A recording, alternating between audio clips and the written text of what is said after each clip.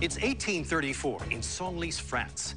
For years, New Orleans heiress Michaela Pontalba has lived under the cruel and abusive hand of her father-in-law, Baron Xavier Pontalba, who's persistently demanded that she hand over her family's New Orleans property and fortune.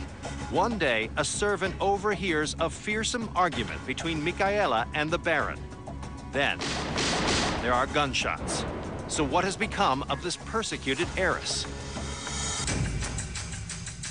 As Michaela stumbles through the doorway and falls, her maid realizes that she is gravely wounded, with several gunshots to the torso. Michaela was very, very near death, in excruciating pain. Then, apparently overcome by the horror of his deed, the Baron turns the weapon on himself and dies. But Michaela, after lingering in a critical state for weeks, miraculously survives.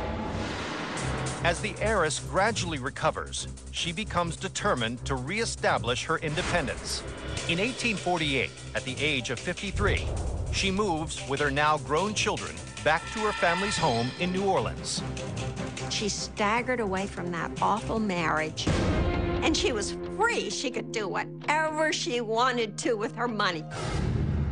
But once back in New Orleans, which had been devastated by a recent financial crash, Michaela is shocked by the dilapidated condition of her native French Quarter. It was a slum, and she thought, I can revive this. I can make this the center of the city, and a beautiful center.